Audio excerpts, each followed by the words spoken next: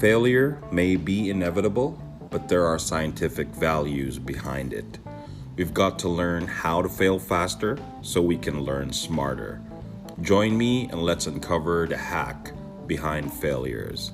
In these episodes, we'll get inside the minds of the successful, discuss the failures they've had in the past, and analyze what made them tick so we all learn from it. Welcome to Set to Fail podcast. I'm your host, Joseph Indolos. Hey, everybody, this is Joseph. You're listening to Set to Fail podcast once more. And as you may know, the show aims to reverse engineer some of the failure insights that we gather from our conversations, as well as, the hack behind failures of successful people. So, entrepreneurs, young professionals can learn faster and then execute much smarter. So, today we have a very special guest, and she's a close friend of mine from high school days, Cherry June Lacambra. So Cherry June is she used to be from Google, but now became a nomad. I'm jealous. Beach bum, as well as she's the mom of an avid surfer. So she bravely transitioned from living from Manila going to La Union. So it's really getting out of your comfort zones is quite scary. But for her, it's really about taking risks. So Cherry June, right? She is currently the pay-per-click analyst at Social SEO. And I'll read back some of the your background, Cherry. But if you have Mhm. any, just let me know. And that you handled roles from Google, right? You came from Google, Mhm. and then Teletech and Ring Central. Welcome to the show, Cher. Among others. It's a great pleasure to have you Hi. in this. Hello. Thank you. Thank you for having me. I feel so important being invited to talk to your podcast. And so thank you for that introduction. Awesome. Yes, and I think a lot of our listeners will benefit from your life experiences, and most importantly how you overcame a lot of these challenges that you face in life. So for listeners, stick around. So I'll get right to the questions, Mhm. and then make it as a conversational as possible, Che. So feel free to also suggest any topics you have in mind Of as we course. go along. Do we have the whole Yep. day to do this? Oh yeah, of course. Yeah. Anytime. All right. So I've seen how successful you became in every role, and I'm not even trying to, uh, you know, I'm just trying to spit out facts here. You end up working with a plethora of brands like Google, Teletech, RingCentral, and to name a few. Could you also tell our audience a little bit about your background, businesses you've joined, and then maybe the critical roles that you handled in order to help organizations succeed in every function that you've done. Sure. So just I'll just give you guys a brief background of my experiences because I've started working since 2005, just right after college. I entered the BPO industry right away. Um, and the first big company that I have been with was with Ring Central. Ring Central was just starting during that time, and so I was a sales uh, rep there, and it was actually a very big transition for me. And I've learned a lot. I made a really good connections there also. Um, those network that I had with Ring Central is still my network right now. And I think one of the big factors is why I have a lot of opportunities with me is because of the people that I have worked with there. Nice. Also with Teletech after that, and Teletech for Google also. So that's where I started, and that's actually I should say that that's one of the most important, significant jobs that I had, Mm, and why on where I am right now and why I am doing this right now. So nice. that's I would like to highlight that experience. And again with Ring Central, there's also some Australian media companies that I have worked with, and all of those Mm, all evolved in sales. So those wow. are, yeah, that's basically my background. Sales is actually my first love, aside from training. And Awesome. yeah, those are one of, I think would should I say that I'm pivotal in one of the when we started Google Teletech is because Sure. we started everything from scratch up to building it and how it was and how it became. It was I was a part of the planning and the execution, and I learned so much from that experience. And it actually sparked an entrepreneurial mind in me, but it just Mhm. sparked that. But that's where I started, and that's basically it for No. for that The- background. Yeah. So you're a 0001 employee of Google Philippines, or No, not really. But when for that was in Google powered by Teletech, yes, I was one of the oh, firsts. okay. And that was really a highlight of my life. Well, you know what, the interview was crazy. It was the hardest Oh, interview. It was I the heard. hardest Yeah. panel that I have ever experienced. I don't want to go through it again. It's just one time. Yeah, yeah, absolutely. And I think in terms of experience, working for a bigger or a larger firm is it's really different. I would imagine working in a startup or building your own business. Hmm. So there's a wide spectrum of variables that you need to consider, and sometimes you even need to That's walk right. on eggshells in order to yeah. So yeah, Yeah, you're pedaling right. back a little bit. Yeah, sorry. Yes, and pedaling back a little bit from your life and career experiences. In terms of significant failures you've encountered, I'm guessing the transition. This Hmm. is quite, I think, quite painful from Manila to La Union. I mean, I don't want to sound negative, but Hmm. you know, I'm just guessing it from uh, my own perspective. That is quite difficult to do the migration. So, what are the key learnings you can share to our audiences? What were some of the solutions that you came up with uh, to be able to smoothly transition? Especially, Hmm. there's your kids, they're involved in that life changing decision. What are some of the things that you've done in order to smoothen the process? Okay.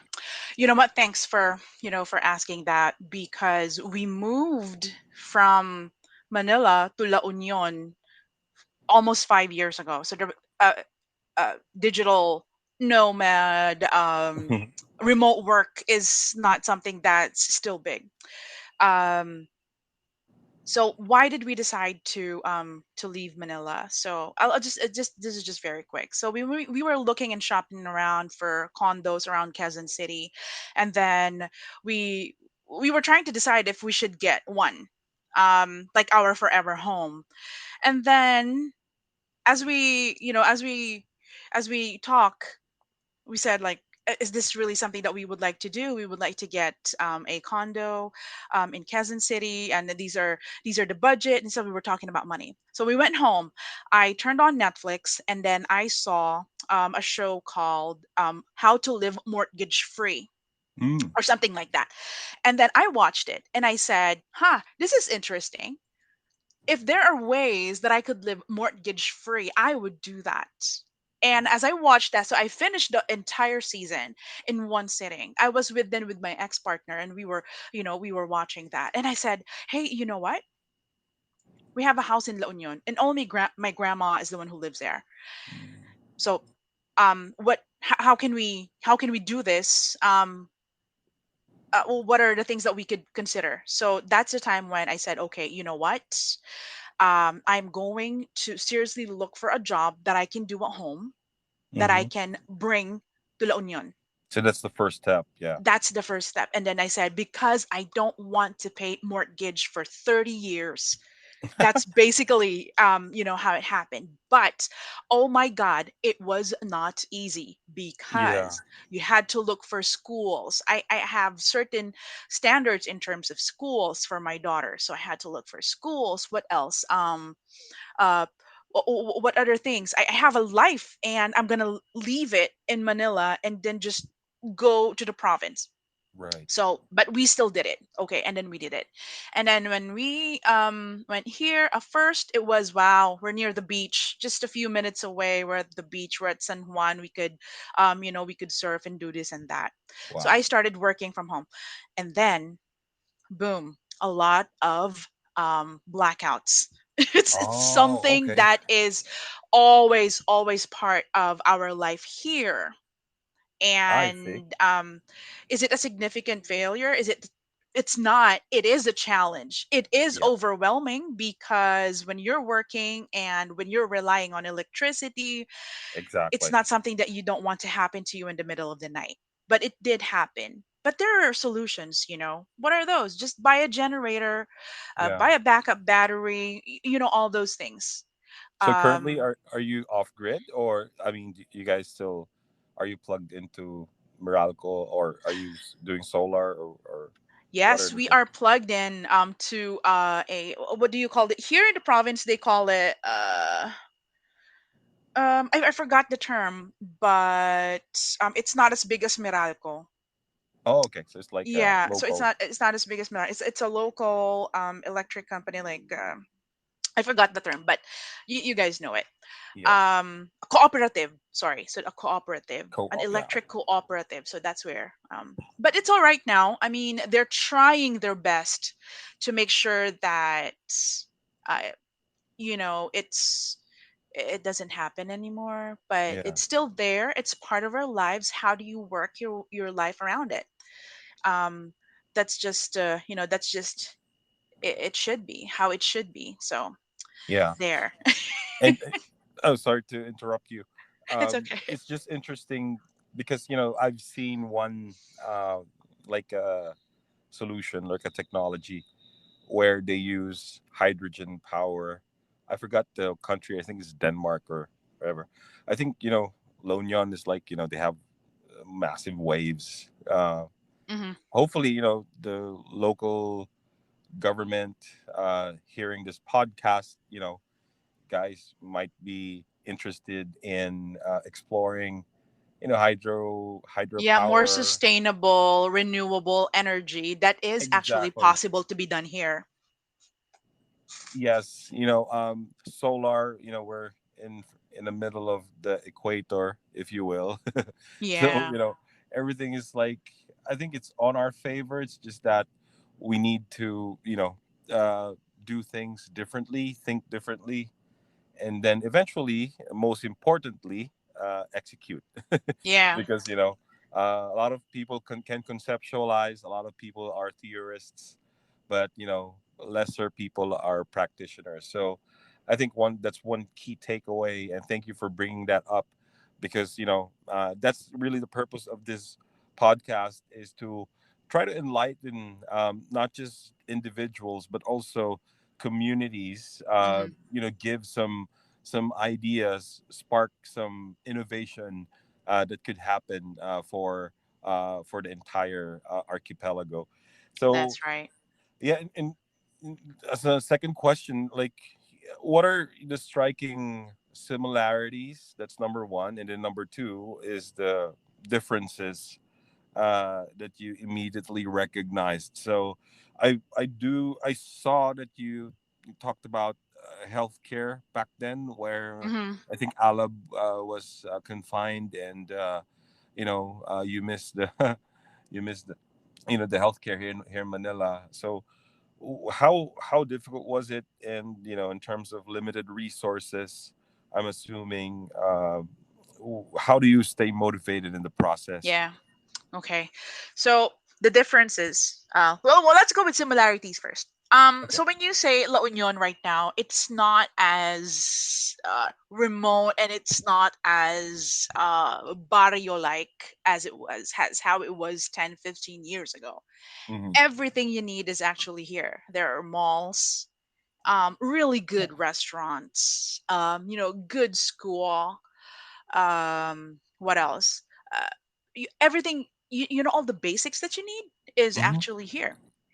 Um, the key difference is that I think the way of life here is still much better than how it is in Manila. The traffic here, there is traffic, don't get me wrong, but Out it's there. not as crazy as how it was there, you know. Um, what else? And when you come here in La Union, you feel like it's almost as if it's as already Oh, nice. almost like that. This still the key difference is that life here is slower. You tend to get home earlier, even if you would Hmm. come from Baguio. It's just an hour away from Oh, where okay. I live. Yes. Um, so the life here is almost like a city living, but still you get the comforts of living in the province. um Nice. yeah, so it's just something that it's It's kind of refreshing, if it you will, is, maybe, and it's as a. livable for those city dwellers also. it's Oh, it's okay. not as Nice. it's not as drastically different as it was before. Before, yeah. Yeah. Nice, And nice. so you talked about also, you asked me about you had the healthcare. At first, it was a challenge, and especially during the pandemic. But when Alab got sick, because there are two major hospitals here, well, Mm. private hospitals, and it's just two. Oh, okay. And yeah, but right now, what's good thing about that is from what I read and what I saw, there are two or three more big private hospitals that are being built that Oh, should that's be nice. ready by 2023. So that should give us more options, um, and more specialists that you can actually go to. But still, those hospitals are kind of like the private hospitals that we have in Manila. They also accept HMO and stuff. It was just during that time that it's because you had limited options that made Mm-hmm. it difficult. And maybe during that time it was just there's just a lot of sick people. And, Oh, okay. it was just like, maybe it's just not our time. But then again, they took care of Alab really well, Oh, and that's great. they continue to improve their service, and I think that's a good thing. And you can adjust to that. Anyone can adjust to that. Totally. Yeah. I agree. Yes, and in terms of, you know, what advice would you give someone who wanted to, let's say, migrate? Do the same thing that you guys did, where they wanted to get out of the city life and embrace digital nomad Hmm. lifestyle, or maybe building another question, a sub question is exploring how to build businesses there, right? So Yeah. I'm guessing there's a lot of opportunities. Oh, you know what? There's a lot of opportunities. You should also have a lot of money. Oh, Um, okay. so one of the things is, I try to be an entrepreneur. Okay, guys, I am still navigating myself from, being a successful entrepreneur and what Mhm. what kind of business am I going to put up. I'm in the process of studying it and learning it. Now, there's a lot of opportunities here in La Union. What you need is your capital. So if Mhm. you have the opportunity to save money and do that, prepare for the business, come here, take a look, see, Nice. the life here, experience it. I'm sure, you know what, as Manila, Makati boys, Makati girls, my comfort zone is the city. It's Makati, right? But Right. I had to get out of there. It was scary because, like, oh my god, what am I gonna do in La Union, right? There's nothing to do there. But when I am here, I saw the opportunity, and right now I'm in the process of, like what I said, preparing for, opening up that business that I think would be profitable for me and at the same time is in demand. Nice. There's a lot of opportunities here for creatives. Um, Food. What Nice. else? Uh, just if you're a Real creative person, yeah, there's just a lot of things that you can do here. nice. Like, And are we talking about something tangible, like real estate, real or estate is also good here. Oh my gosh, imagine how many beach properties are for sale and oh how many wow, Airbnbs are popping up. And those are really good opportunities, money nice, making, right? You just have to know what you're getting yourself into, and of course be financially prepared to be able to do that. But there's a lot of opportunities. nice, nice. And in terms, sorry, uh, just a little segue.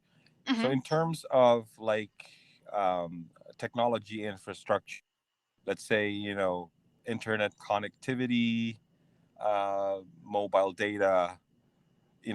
How is it compared to Manila? The Manila. So our listeners, so our listeners will be able to understand what to expect, and most likely there will be some listeners that would go there and do a vacation for 2 weeks, work there, something like that. I So how understand. is it like, right? Okay. There are parts, La Union, where there is totally no signal for data. Okay. But what's good about this is that the places where you can work, there's really strong internet because it's generally good. The internet here is generally good. If the internet in Manila is slow, it's also slow here. If it's fast there, it's fast here. It's kind of like that.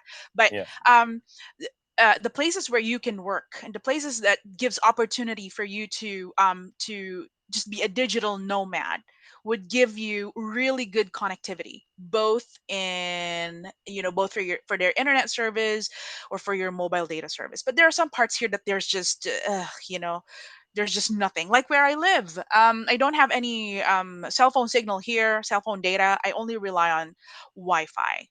And Oh, of course, when you live here and when you do remote work, you have to make sure you have two internet connections. You just got to have a backup. And yeah. it's possible because we have Globe, we have all the big players here. um in terms of internet providers, everything is available here. It's just the place you know where you would like to go. You just have to make sure that you can be connected and that they have power backup. Oh, that's nice. Okay, Hmm. that's great to hear. So to make sure, you maybe bring a pocket Wi-Fi or whatever. Yeah, a I, power bank, a really good power bank. Like the battery that you use for camping, right. where you can put a lot of electronics, and you can also buy that. It's just how much, like 13,000 in Shopee. It's something that you could invest into, bring it, and work anywhere. It's possible. Nice. Go ahead and do Oh, it. maybe I'll put some links to the description below, so Yes, please go so people ahead. can check it out. Check it out. Right. And so let's also talk about a touch point about industry, your Hmm. your current industry, right? So um, let's talk about some of the challenges that your clients, the businesses that you work with, or the consumers uh, that you help solve. So I understand you're in a digital marketing space, and it's one of the key Yes. drivers of company growth, because if there's no marketing, there's no sales. If there's no sales, there's no fuel for the company. So what are the areas you're helping to focus on, is it more of optimizing Hmm. social media marketing? Is it SEO, brand awareness, content marketing, Okay. etc.? What are some of your, the notable business trends? And are you currently catering only outside of the country, or are you also working with Philippine clients?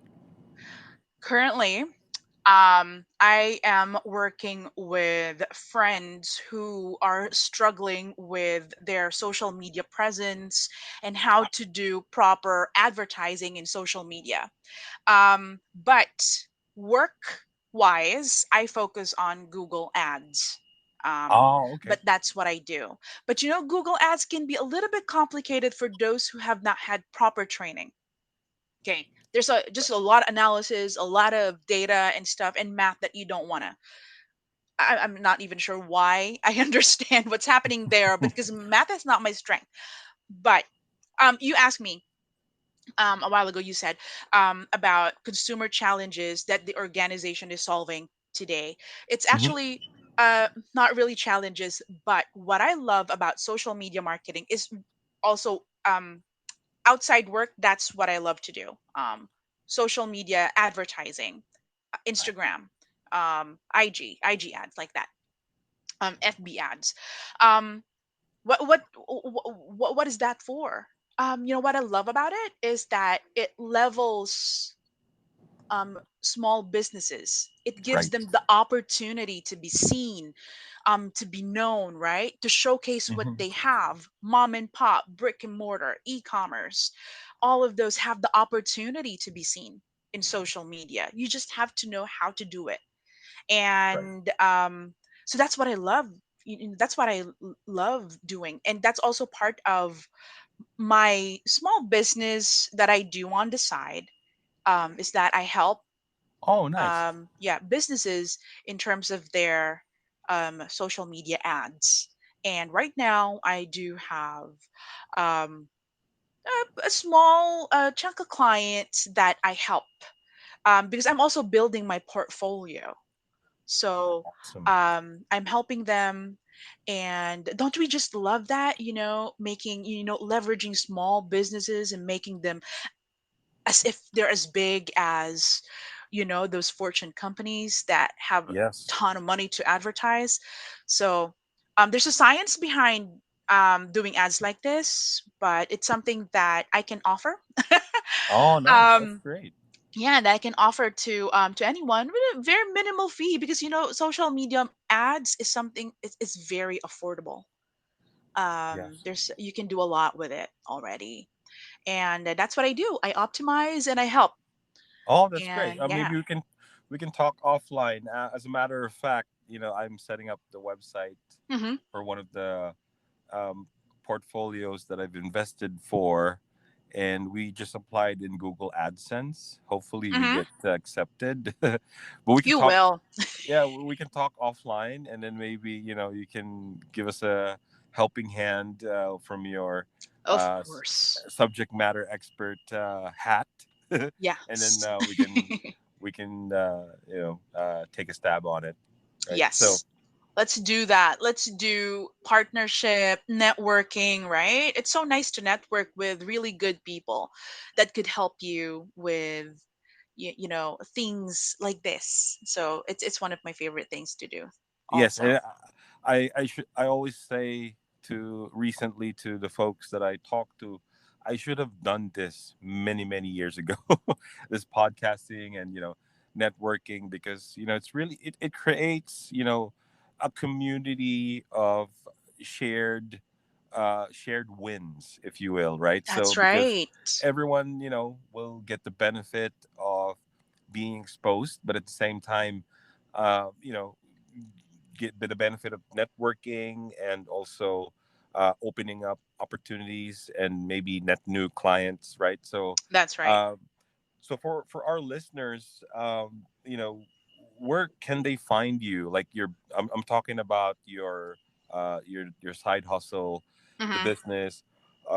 What's your website? Do you have a website or at least an email address Yeah. where our listeners can go to and then consult for your Google ads or social media ads expertise?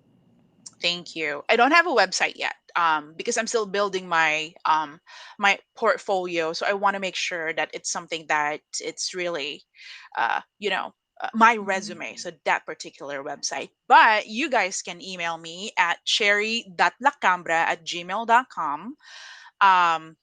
For any Google ads or social media ads, questions that you have or help. Please go ahead and you know email me. I'm also in LinkedIn. Oh, I'm just going to activate my LinkedIn just very recently.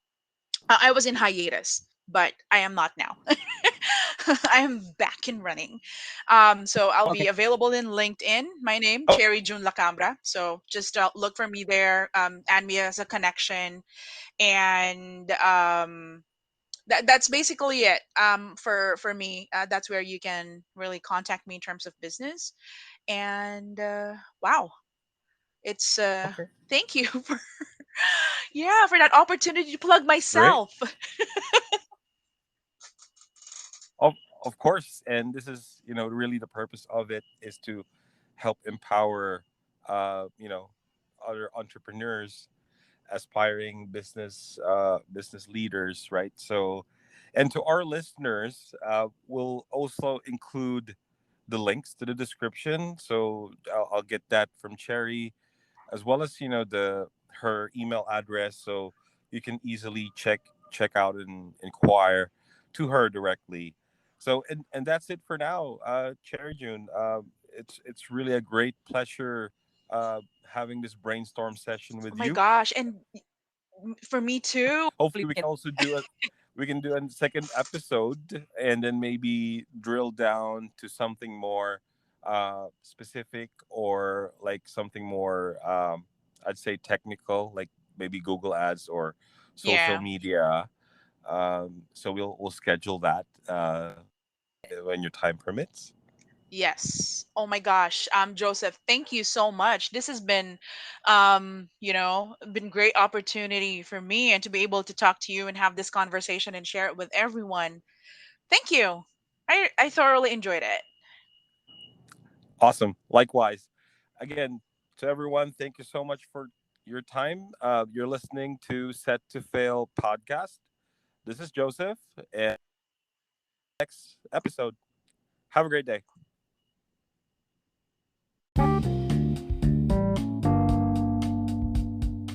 And there you have it. We hope you enjoyed and learned a lot in this episode. And if you did, please subscribe to YouTube, hit the notification bell, leave us a comment, also reviews on Spotify and Apple Podcast. This would really help the show to continue creating more and more insightful content for us to learn together. Thank you very much. Have a great day.